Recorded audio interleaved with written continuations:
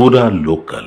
ఏదైతే group 1 mains పరీక్షల్లో అవకతవకలు జరిగాయని చెప్పేసి ఆ పరీక్షని రేపోతే దాన్ని మళ్ళీ కండక్ట్ చేయడం ఆ పరీక్షని అని చెప్పేసి అంటున్నారు.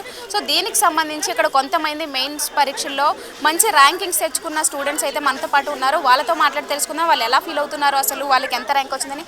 నమస్తే అండి. నమస్కారం అండి. సో మీ పేరు? గాయత్రి. ఓకే, ఎంత ర్యాంక్ వచ్చింది మీకు? 31 ర్యాంక్ వచ్చింది. 31. ప్రిలిమ్స్లో ఎంత వచ్చింది? ప్రిలిమ్స్లో ర్యాంక్స్ ఉండవు. Okay okay. ఎప్పుడు ఎన్ని వచ్చాయి మార్క్స్ కూడా తెలియదండి. ఓకే, ఇంకా తెలియలేదు. ఓకే, సో ఇప్పుడు ఇక్కడికి వచ్చి ప్రెస్ క్లబ్కి వచ్చి ఏం డిమాండ్ చేస్తున్నారు ప్రభుత్వాన్ని యొక్క పేపర్కి సంబంధించి? ఓకే అండి, సో మేము అందరం చాలా కష్టపడి చదువుకున్నాము ఇన్నేళ్ళ నుంచి. పడక గ్రూప్ 1 ఎగ్జామ్స్ పడ్డాయండి. సో అందరం కష్టపడి రాసాము, ఎగ్జామ్ అయిపోయింది, రిజల్ట్స్ వచ్చాయి. అంతా అయిపోయాక అపాయింట్మెంట్ వచ్చే టైంకి ర్యాండమ్ అలిగేషన్స్ చేశారండి. మేము ఏదో జాబ్ కొనుక్కున్నాం అన్నట్టు 3 కోట్లు పెట్టేసి. మా దగ్గర అంత లేవండి, మేమందరము middle class, lower middle class people అంతా. ఏదో గవర్నమెంట్ జాబ్ నోటిఫికేషన్ పడ్డది కాబట్టి చాలా కష్టపడి చదువుకున్నాం. సో ఇప్పుడు మీరు వచ్చి వాళ్ళు వచ్చి 3 కోట్లు 1700 కోట్ల స్కామ్ అంటే అది కొంచెం బాధ అవుతుంది. ఇప్పుడు మేము కోర్టుకి వెళ్ళామండి, కోర్టులో నడుస్తుంది కేసు. కోర్టులో నమ్మకం పెట్టుకొని ముందుకెళ్తున్నాము. బట్ పక్క నుంచి కేసు అంతా పొలిటిసైజ్ చేసేసి బయట అంతా మాట్లాడుతున్నారు. సో ఈవెన్ దో రేపు మాకు జడ్జ్మెంట్ మా వైపు వచ్చినా, కరెక్ట్ వైపే వచ్చినా, ఈ అలిగేషన్స్ వల్ల మాకు డిఫేమ్ అన్నట్టే కదండి, ఏదో కొనుక్కున్నట్టు. కాబట్టి అది కాదు అని చెప్పి మా పేరెంట్స్ గ్రీవెన్స్ కోసం వచ్చేసాం. అవును. సో ఇప్పుడు ఏదైతే ఈ మెయిన్స్ పరీక్షలు జరిగాయో అందులో ఇలా ఏమైనా జరుగుంటాయి తప్పులు అని చెప్పేసి అన్నా ఓకే, కానీ ఇప్పుడు మీరు 3 కోట్లు పెట్టి కొన్నారంటే అవును కొంచెం విద్యార్థులకి తీసుకోవడానికి కొంచెం కష్టంగానే ఉంది. ఎందుకంటే మీ ఫీజులే అంత ఉండవేమో. ఎంత ఉంటాయి యొక్క ఫీజులు మీరు ఎక్కడైనా ఇన్స్టిట్యూట్స్లో చదువుతుంటే? మేము గవర్నమెంట్ కాలేజ్లో చదువుకుంటాం కదండి. సో ఇన్స్టిట్యూట్స్లో మీరు ఎప్పుడు జాయిన్ అవ్వలేదు, మీరు ఓన్గా ప్రిపేర్ అయ్యారు. సో ఇదంతా రాంగ్ అనిపిస్తుంది చాలా. అండ్ ఇప్పుడు దాంతోపాటు చూపించాలి కదండి ప్రూఫ్. ఇప్పుడు తప్పు జరిగింది అని చూపించాలి మాట్లాడేటప్పుడు. సో అది ఎక్కడ కనపడలేదు, ప్రూఫ్ లేదు, జస్ట్ మాట్లాడుతున్నారు అంతే. సో ప్రూఫ్ చూపిస్తే ప్రాబ్లం ఉండదు. సో దానికోసం అని చెప్పడం. ఎన్ని సంవత్సరాల నుంచి మీరు ప్రిపేర్ అవుతున్నారు? నేను కాలేజ్లో ఉన్నప్పటి నుంచి ప్రిపేర్ అవుతున్నానండి. 2020 నుంచి ప్రిపేర్ అవుతున్నాను. యూపీఎస్సీ ప్రిపేర్ అవుతున్నాను. ఇక్కడ ఇది పట్టగానే ఇది కంప్లీట్లీ దీనికోసం ప్రిపేర్ అవుతున్నాను. ఇది రాగానే మా నాన్నగారి కోరిక అండి దీనికోసం, అందుకే దీన్ని చదువుకున్నాం కష్టపడి. సో ఇప్పుడు అంతా అయిపోయి అందరం హ్యాపీగా ఉన్నాక లాస్ట్ మినిట్లో వచ్చేసి ఇలా ర్యాండమ్గా అలిగేషన్స్ ఇస్తున్నారు కాబట్టి కొంచెం. సో ఒకవేళ ఈ పరీక్షను పెడితే కనుక మళ్ళీ రాయడానికి మీరు సిద్ధంగా ఉన్నారా? ఈ ఇన్సిడెంట్ అనేది ఎలా ఎఫెక్ట్ చేస్తుంది మీ మైండ్? మళ్ళీ రాయడం అంటే ఇప్పుడు తప్పు జరిగితే మళ్ళీ రాస్తామండి. ఇప్పుడు తప్పు జరగాలి కదా, ఫస్ట్ జరగలేదు అని అంతే కదండి. తప్పు జరగలేదు కాబట్టి మీరు రాయాల్సిన అవసరం లేదు. తప్పు జరిగినట్టు ప్రూఫ్ ఇస్తే we can write again. So okay, మీ పేరు ఏంటండి? చెప్పండి, మీకు ఎంత ర్యాంక్ వచ్చింది? 100 ర్యాంక్ వచ్చింది. మీరు ఎన్ని నెలల నుంచి ప్రిపేర్ అవుతూ వచ్చారు? 3 ఇయర్స్ అయింది. 3 ఇయర్స్ నుంచి ప్రిపేర్ అవుతూ వచ్చారు. సో ఇప్పుడు ఈ ఎలిగేషన్ అనేది దీని ప్రభావం ఎలా పడుతుంది మీ పైన? ఎందుకంటే ఇటు పేరెంట్స్ కూడా వచ్చి చాలా ఇబ్బందులు పడుతున్నారు, ఎందుకంటే ఇన్ని ఇయర్స్ నుంచి చదువుతున్నారు కాబట్టి. అవును, ఇది చాలా అంటే చాలా సాడ్గా ఉంది, ఇట్లా డిసప్పాయింటింగ్గా ఉంది. ఏంటి అంటే లైక్ 3 crores పెట్టి కొన్నారు. అది అసలు చాలా రాంగ్ అనిపిస్తుంది అలా అనడము. అది తీసుకోలేకపోతున్నారు. మా ఇంట్లో కూడా మనం చేసే జాబ్స్కి అసలు 3 crores అంటే చిన్న అమౌంట్ ఏం కాదు. అంతా మా కాలేజ్ ఫీజుకి కూడా ఓవరాల్గా కూడా అసలు అంతలో కాదు. అందులో 1% కూడా అంటే 1 or 2% అంతే. మేము చదువుకుంది కూడా గవర్నమెంట్ కాలేజెస్లోనే సీట్ వచ్చి చదువుకున్నాము. సో అంత అమౌంట్తో అనేది ఇట్స్ నాట్ కరెక్ట్ అని అనిపించింది. అందుకే ఇవాళ మా పేరెంట్స్ కూడా వాళ్ళు కూడా వాళ్ళ బాధ చెప్పాలి, అది ఇట్స్ నాట్ కరెక్ట్ అన్నట్టు వచ్చింది. సో ఇది మళ్ళీ కోర్టులో వేశారు కాబట్టి దీనికి ఫలితం అంటే ఇది జరగలేదు కాబట్టి ఇది జరిగే వరకు కూడా అంటే ఇందులో తప్పులు ఏమి లేవు కాబట్టి మీరు పోరాడుతూనే ఉంటాను అని చెప్పేసి అంటారు. అలాగే పేరెంట్స్ కూడా ఎలా ప్రభావితం అవుతున్నారు అంటారు?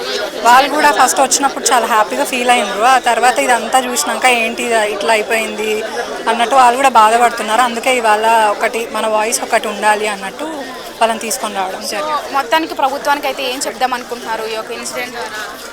అట్లా అంటే మేమైతే ఖచ్చితంగా ఇక్కడి వరకు అయితే చదువుకొని వచ్చినాం కాబట్టి నెక్స్ట్ కూడా మేము ఫైట్ చేస్తామని చెప్తాం. సో ఇప్పుడు ఈ పిల్లల పైన చేస్తున్న ఈ ఎలిగేషన్స్ పైన మీరు ఎలా స్పందిస్తారు పేరెంట్స్? ఎలిగేషన్స్ అమ్మ వాళ్ళు చదివి ఎగ్జామ్ రాస్తే ఆ బాధ ఏంటి అనేది వాళ్ళకి తెలుస్తుందమ్మా. చదువుకుండా మాట్లాడే వాళ్ళ మాటలకి ఏం చెప్తామమ్మా? వాళ్ళు రాయలేదు, వాళ్ళ పిల్లలు రాయలేదు, వాళ్ళకి ఏం తెలుస్తుంది ఆ బాధ? మా పిల్లలు ఎంత కష్టపడ్డారు అనేది మాకు తెలుసు, చూసిన వాళ్ళకి. వాళ్ళు పర్సనల్ లైఫ్ త్యాగం చేశారు, వాళ్ళ సరదాలు త్యాగం చేశారు, మ్యారేజ్ పోస్ట్ పోన్ చేసుకున్నారు. మా పాప 3 years మ్యారేజ్ పోస్ట్ పోన్ చేసుకుంది. మేము సఫర్ అయ్యాము, తను సఫర్ అయ్యింది. మా పాప 8 years నుంచి యూపీఎస్సీ ప్రిపేర్ అవుతుందమ్మా. 3 years నుంచి రాసింది, అన్నిట్లో క్వాలిఫై అయింది. నుంచి కష్టపడి చదివింది, ఇప్పుడు సడన్ చాలా కష్టపడిందమ్మా. కష్టం అంటే మామూలు కష్టంగా అందరితో మాటలు కూడా పడింది. ఎక్కడికి రాదు, ఏమీ ఎంజాయ్ చేయదు, ఫంక్షన్స్కి రాదు, ఏమీ పార్టిసిపేట్ చేయదు అన్న మాటలు కూడా మేము పడ్డాము, వాళ్ళు పడ్డారు. మ్యారేజ్ చేయదేంటి, ఇంకా ఉద్యోగాలు వస్తాయా అన్న మాట కూడా మేము పడ్డాము. ఇంకొకటి ఆడపిల్లలు కావడం వల్ల వీళ్ళపైన ఇలాంటివి కూడా ఇంకా ఎక్కువ వచ్చినాయి అమ్మ. అన్నీ బేర్ చేసి ఎవరికి హ్యాపీగా ఉన్న మూమెంట్లో మాకు ఇలా మళ్ళీ ఇది అయిందమ్మా. అంతా తట్టుకోలేకపోతున్నాం. ఇంకా వార్త చూస్తే 3 కోట్లు అంటున్నారు. మనం ఇన్స్టిట్యూట్స్కే ఇంత మనం ఎఫోర్డ్ చేయలేము, ఇంత డబ్బు పెట్టి మనం తీసుకోలేము కోచింగ్. అలాంటిది తను పార్ట్ టైం జాబ్ చేసుకుంటే కూడా ఫీజు కట్టుకుందమ్మా. చెప్పాలంటే జాబ్ చేసుకుంటే కొన్ని సంవత్సరాలు మేము ఎంకరేజ్ చేశాము. మాకు బర్త్డేన్ అవుతుందని చెప్పి తను జాబ్ చేసుకుంటా కూడా ఫీజు కట్టుకుందమ్మా. అట్లా ప్రిపేర్ అయింది. తను విషయం ఖాళీ లేకుండా కష్టపడింది. అలా అయితే వచ్చింది. ఇప్పుడు అందరూ అప్రిషియేట్ చేశారు, అన్నవాళ్ళు కూడా అప్రిషియేట్ చేశారు. అయ్యేసరికి మరి మా బాధను చెప్పుకోవడానికి ఇక్కడ రావాల్సి వచ్చింది. ఎప్పుడు బయటకు వెళ్ళింది నాన్నగారు, నేను నాకు ఇంట్లో నుంచి బయటకు వెళ్ళడం కూడా తెలవదు. ఇలా రావాల్సి వచ్చింది కంపల్సరీగా. మీరు ఎలా ఫీల్ అవుతున్నారు? ఇన్ని సంవత్సరాల నుంచి మీరు చదివారు కాబట్టి దీని ఎఫెక్ట్ తర్వాత వేరే ఎగ్జామ్ రాయాలైనా కానీ దానిపైన సింపుల్ అండి. ఇప్పుడు నాకు ఒక బ్రదర్ ఉన్నాడు. సో తను ఐఏఎంలో ఎంబీఏ అయింది. సో తను కూడా మెరిటోరియస్ స్టూడెంట్. సో మా ఫాదర్ అన్నారు, అక్క గోల్డ్ మెడలిస్ట్ లేకపోతే అక్క ర్యాంకర్, నువ్వు కూడా ట్రై చేయి ఫీల్డ్లో అని. సో ఇంతకు ముందు వరకు తను ఒకటే మాట అనేవాడు, అంత ఎఫర్ట్ని పెట్టలేనేమో డాడీ అనేవాడు. కానీ ఇప్పుడు ఏమంటున్నాడు అంటే ఈ ఎగ్జామ్స్తో వన్స్ మనం కెరీర్ స్టార్ట్ చేసాము అంటే అది 10 years పడుతుందో 12 years పడుతుందో అనేది ఎప్పుడు తెలియదు కదా. నేను ఎందుకు నా లైఫ్ని రిస్క్ చేయాలి అంటే ఏంటి, నాతో కాకుండా నెక్స్ట్ జనరేషన్స్కి కూడా ఇది ఒక ఇంపాక్ట్, రాంగ్ సైన్ వెళ్తుంది, రాంగ్ సిగ్నల్ వెళ్తుంది.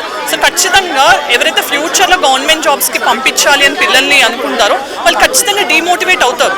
సో ఫ్యూచర్లో అసలు ఎవరు గవర్నమెంట్ జాబ్ వైపు రాకపోతే ఇలాంటి స్కామ్స్, ఎలిగేషన్స్ అని లేకపోతే రిపీటెడ్గా డిలేస్ చేయడము ఇవన్నీ చేస్తూ ఉంటే అసలు ఎవరు ఉంటారు బ్యూరోక్రసీలో? సో ఎవరికి వాళ్ళు ప్రైవేట్ జాబ్స్ చేయడం అనేది యాక్చువల్ మోటో కాదు కదా. సో మేము సమాజానికి సేవ చేయడానికి వచ్చాము ఇక్కడ, అంతేగాని మాకు రెస్పెక్ట్ ఉండాలి. మేము ఉండే సిచ్యువేషన్స్లో మాకు ఉండే టెన్షన్స్ మాకు ఉంటాయండి. ఈఎంఐస్ కట్టాలి, లేకపోతే చాలా టెన్షన్స్ ఉంటాయి. ఎందుకని ఆ టెన్షన్స్ని గౌరవించట్లేదు? 3 crores ఉంటే లగ్జరియస్ లైఫ్ ఉంటుంది కదా, దాన్ని ఇన్వెస్ట్ చేసుకుని బిజినెస్ చేసుకుంటారు కదా. తెలియనప్పుడు ఇలాంటి ఎలిగేషన్స్ చేయకూడదు కదా. సో ఇలా చేయడం వల్ల ఆల్మోస్ట్ ఇప్పటికే యువత అందరూ కూడా ఐటీ వైపు వెళ్ళిపోతున్నారు, అటు శాలరీస్ వస్తున్నాయని చెప్పేసి ప్రైవేట్ జాబ్స్ చేస్తున్నారు. ఇక నెక్స్ట్ వచ్చే వాళ్ళు కూడా ఇలాంటివి చూస్తే గవర్నమెంట్ జాబ్స్ వైపు అసలు అప్లై చేయడానికి కూడా రారు, నోటిఫికేషన్ పడడమే లేదు. డెఫినెట్లీ అండి. ఇప్పుడు ఆల్మోస్ట్గా తెలంగాణ వచ్చాక ఇది ఫస్ట్ గ్రూప్ 1 12 years తర్వాత నోటిఫికేషన్ 2022లో వచ్చింది. 22ది 23కి 24కి 25కి ట్రాక్ అయింది. 4 years అయిపోయింది. 26లో మళ్ళీ ఏమవుతుందండి? ఈ నోటిఫికేషన్కి ఎండ్ ఎప్పుడు పడుతుంది? నెక్స్ట్ నోటిఫికేషన్ ఎప్పుడు వస్తుంది? వాళ్ళు ఎప్పుడు రాస్తారు? ఈ లోపు ఏజ్ కోల్పోతారు చాలామంది, మళ్ళీ ఏజ్ ఎక్స్టెండ్ చేస్తారు, కొత్త వాళ్ళు వస్తారు. అంటే ఇప్పుడు నాకు చాలామంది తెలుసండి, first time second time prelims qualify అయ్యి థర్డ్ టైం క్వాలిఫై అవ్వని వాళ్ళు ఉన్నారు. వాళ్ళు చేసిన తప్పేంటి? సిస్టంలో ఫెయిల్యూర్స్ వల్ల వాళ్ళు 2 సార్లు క్వాలిఫై అయ్యి 3ఓసారి అవ్వలేదు అని చెప్పి వాళ్ళు ఎక్కడికి వెళ్ళాలి? ఏ కోర్టుకి వెళ్ళాలి? వాళ్ళకి ఎక్కడ న్యాయం దొరుకుతుంది?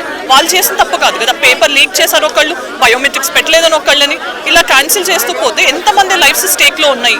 ఇది కూడా గవర్నమెంట్ ఆలోచించాలి, కోర్ట్స్ కూడా ఇవన్నీ కన్సిడర్ చేయాలండి. ఎప్పుడైనా మనం ఒక డెసిషన్ తీసుకున్నాము అంటే కాయిన్కి 2 sides ఉన్నట్టు, ఖచ్చితంగా లాభపడే వాళ్ళు ఉంటారు, నష్టపోయే వాళ్ళు ఉంటారు.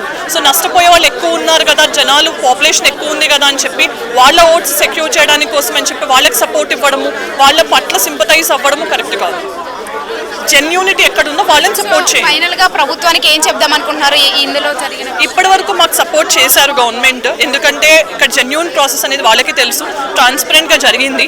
సో చాలా మందిని ర్యాండమ్గా తీసుకోండి, ర్యాంకర్స్ని మీరు ఫైండ్ అవుట్ చేయండి, ఎలిగేషన్స్ ఉంటే వీఆర్ రెడీ అంటున్నాం కదా. సో అలాంటప్పుడు గవర్నమెంట్ కండక్ట్ చేయాలి, ఇంకా ముందుకు వెళ్ళాలి అని దృఢనిశ్చయంతో ఉంది, దాన్ని కంటిన్యూ చేయాలని ఎక్స్పెక్ట్ చేస్తున్నాము. So whatever the political pressures దానికోసం మీరు బెండ్ డౌన్ అవ్వద్దు అంతేగాని కోర్టుకి కానీ లేకపోతే మేము ఎవరిని ఏమి కించపరచట్లేదు.